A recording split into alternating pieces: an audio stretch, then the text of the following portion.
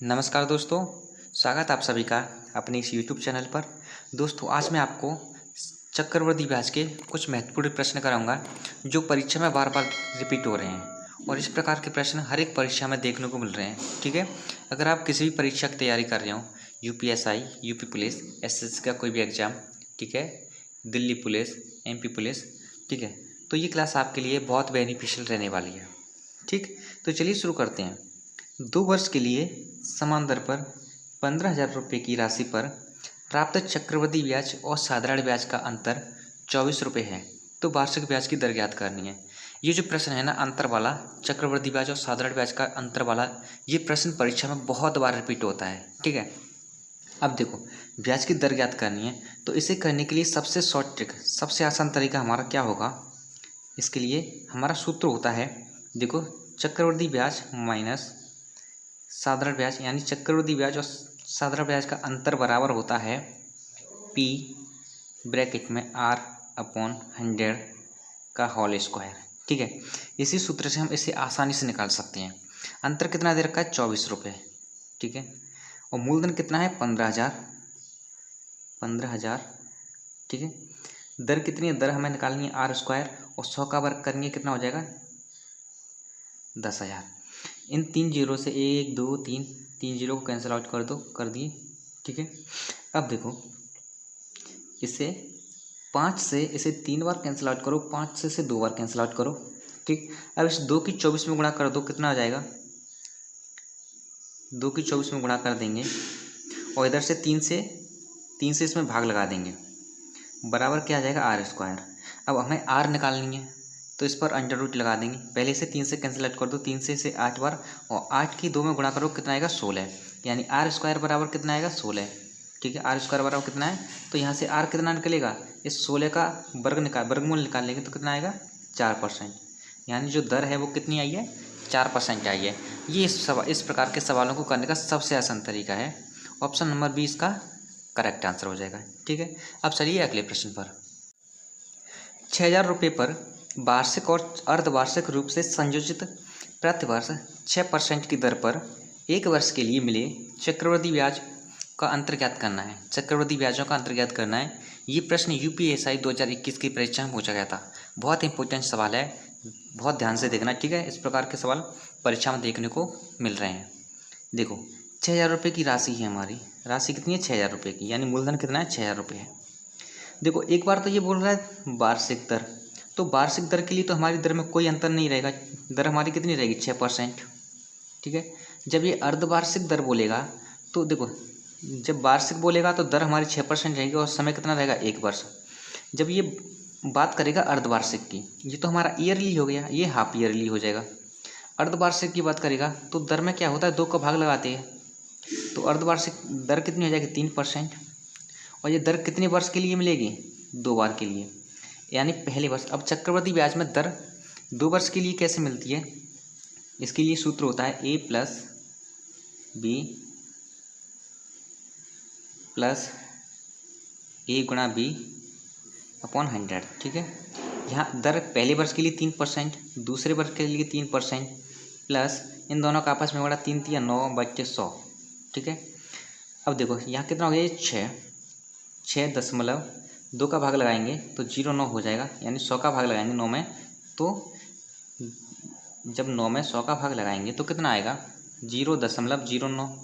इसे एरर कर देंगे तो कितना आएगा? देखो, अब यहाँ से हम क्या समझे, जो वार्षिक दर थी वो थी 6% और जो अर्धवार्षिक है वो आई है 6.09%। तो इन दोनों का अंतर कितना हो जाएगा? अंतर कितना हो जाएगा? अंतर बराबर, ठीक है, अंतर हो जाएगा 6.09% माइनस के 6। इसे जब इसमें से घटाएंगे तो कितना बचेगा? 0.9%। कितना बचेगा? 0.9%। और इस 6,000 रुपये का हमें 0.9% ही निकालना है। ठीक है, 6,000 रुपये का 0.9% ही निकालना है, यही हमारा आंसर आ जाएगा। अब जब परसेंट को हटाएंगे तो 100 नीचे आएगा। जब इस जीरो को हटाएंगे तो क्या आएगा?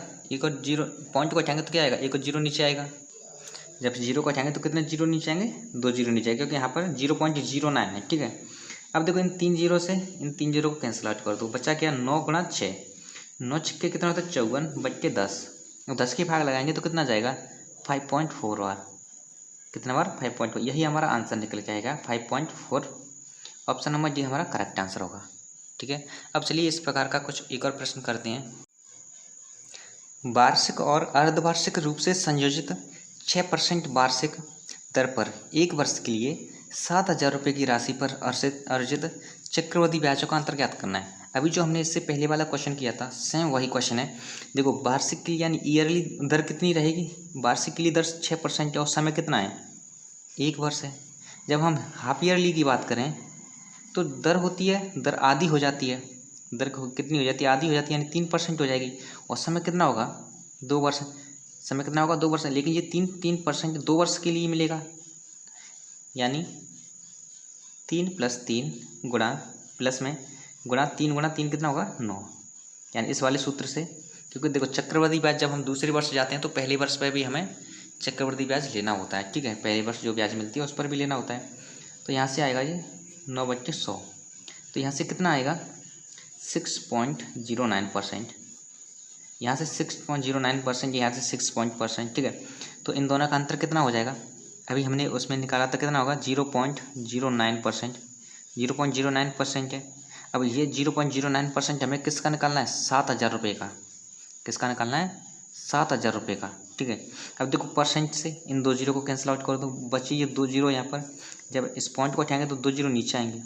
ठीक है, 1 जीरो से इस वाले जीरो को कैंसिल आउट कर दो, कितना बचा 9 × 7, 9 सत्ते कितना होता है 63। बट्टे में 10 का भाग लगाएंगे तो कितना आ जाएगा 6.3, 6.3 आंसर आ जाएगा। ठीक है, हमारा ये क्या है, ब्याजों का अंतर है। यूपीएससी 2021 में ये प्रश्न पूछा गया था। ये प्रश्न रिपीट हो रहे हैं, ठीक है, बार बार। तो इस क्लास को पूरा जरूर देखना, ये आपको बहुत हेल्प करेगी आपके आने वाले एग्जाम में, किसी भी एग्जाम की तैयारी कर रहे हो। तो चलिए अगले प्रश्न पर। एक निश्चित धनराशि पर 4% वार्षिक ब्याज पर 2 वर्ष का साधारण ब्याज 140 रुपये है। समान राशि पर समान दर और समान अवधि के लिए चक्रवृद्धि ब्याज और साधारण ब्याज का अंतर ज्ञात करना है। इस प्रकार का प्रश्न भी परीक्षा में बार बार देखने को मिल रहा है।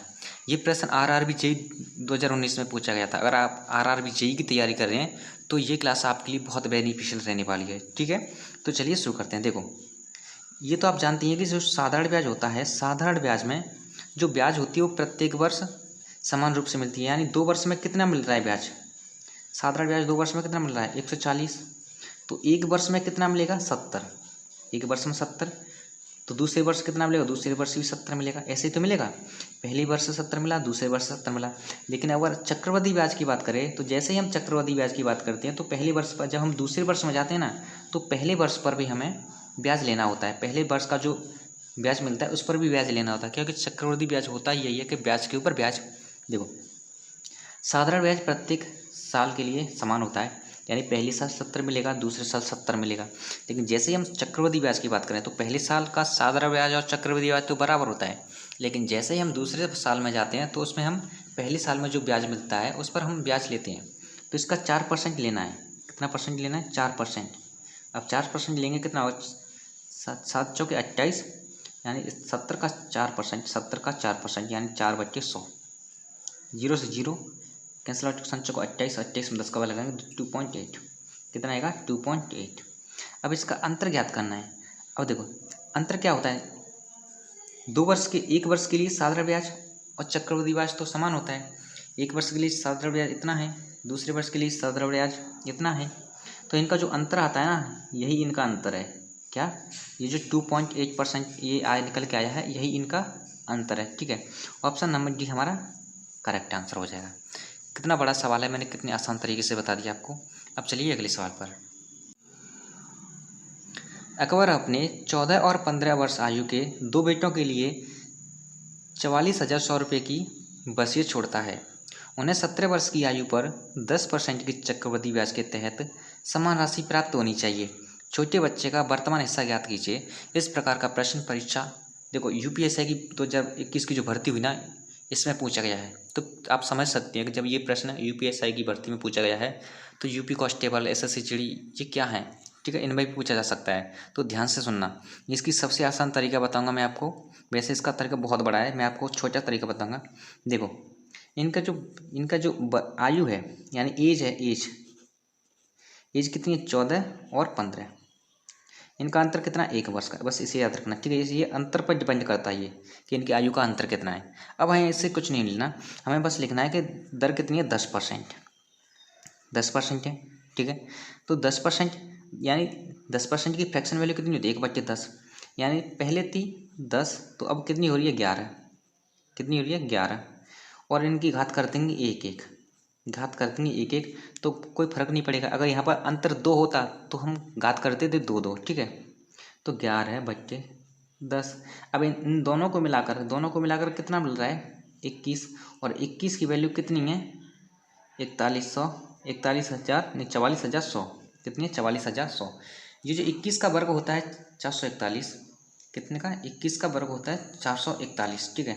और हमें ज्ञात करनी है किसकी, छोटी वाली की। छोटी वाली की कितनी है 10 रुपये, और बड़ी वाली की कितनी है 11 रुपये। इसमें क्या पूछा छोटी वाले की, तो छोटी वाली ज्ञात करने के लिए इसमें पहले तो हमें यहाँ से 1 की निकालनी पड़े, तो 21 से भाग कर देंगे, और छोटी वाली की निकालने के लिए इसमें 10 से गुणा कर देंगे, ठीक है। अब 21 से इसे 21 बार कैंसिल आउट कर दो, तो कितना आ जाएगा 2100 गुणा 10, कितना निकल के आएगा यहाँ पर 21,000 रुपये, कितना निकल के आएगा 21,000 रुपये, ठीक है। यही हमारा करेक्ट आंसर है। अब चलिए इस एक अलग प्रकार का प्रश्न करते हैं। चक्रवृद्धि ब्याज पर निवेश की गई एक धनराशि 12 वर्षों में स्वयं की 2 गुनी हो जाती है, तो सामान्य ब्याज दर पर कितने वर्षों में 4 गुनी हो जाएगी। इस प्रकार का प्रश्न हर एक परीक्षा में बार बार रिपीट हो रहा है, ठीक है। इस प्रकार का प्रश्न हर एक परीक्षा में बार बार रिपीट हो रहा है, तो इसे ध्यान से देखना, और ये आपको 2 नंबर दे सकता है किसी भी परीक्षा में, ठीक है।